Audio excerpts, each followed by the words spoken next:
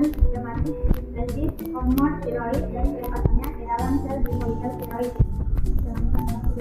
Hormon tiroid merupakan salah satu hormon paling penting karena keberadaannya mempengaruhi setiap sel organ. Hormon ini diproduksi oleh kelenjar berbentuk seperti kuku-kuku yang berada di tengah leher bagian depan. Hormon tiroid yang dihasilkan oleh kelenjar tiroid berperan dalam mengatur ekspresi gen, diferensiasi jaringan, dan perkembangan umum seperti perkembangan otak, perkembangan organ seks, serta berperan sebagai antiproteolitik dari hormon insulin.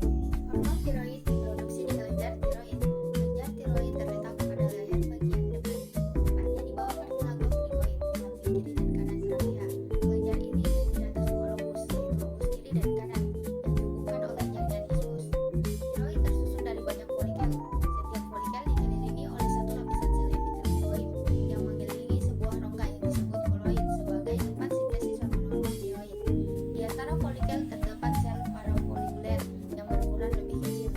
Adapun langkah-langkah dari sintesis hormon tiroid, yang pertama, sintesis tiroglobulin, di mana tirosit dalam folikel tiroid menghasilkan protein yang disebut tiroglobulin atau Tg.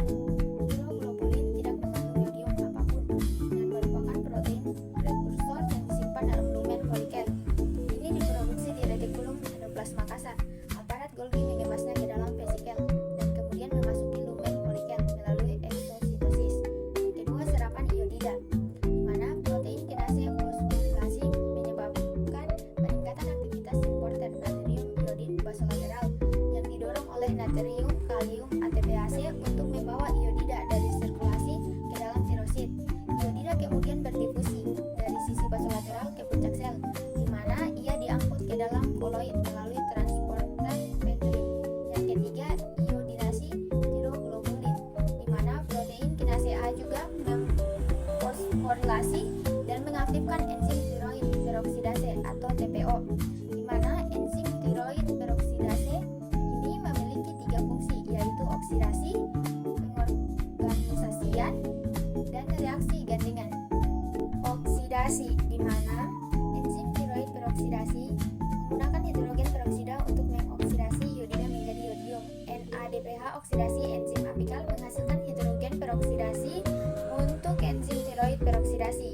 Yang kedua, organisasi, di mana enzim tiroid peroksidasi menghubungkan residu tirosin dari protein triglobulin dengan yodium.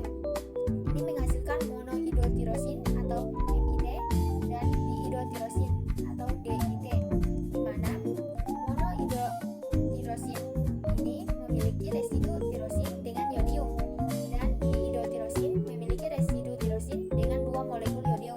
Yang ketiga, reaksi gandengan, di mana enzim tiroid peroksidasi menggabungkan residu tirosin beryodium untuk membuat triodotironin atau T3 dan tetraiodotiranin atau T4, di mana MIT dan DIT bergabung membentuk triodotiranin dan dua molekul DIT membentuk tetraiodotiranin.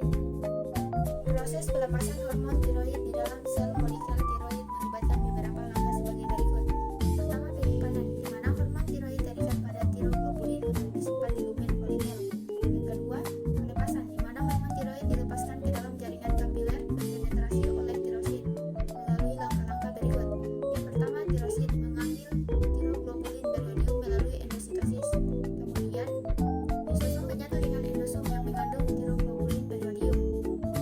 Lalu enzim proteolitik dalam endolisosom memecah tiroglobulin menjadi MIT, DIT, T3, dan T4, di mana T3 20% dan T4 80% dilepaskan ke kapiler berpenetrasi melalui transporter MCT8, di mana MCT8 yaitu sejenis protein transporter yang terlibat dalam pengangkatan hormon tiroid ke dalam sel-sel tubuh. Kemudian enzim tiroidinase menghilangkan molekul yodium dari DIT dan T. Sekian video dari saya, lebih dan kurangnya mohon dimaafkan. Akhir kata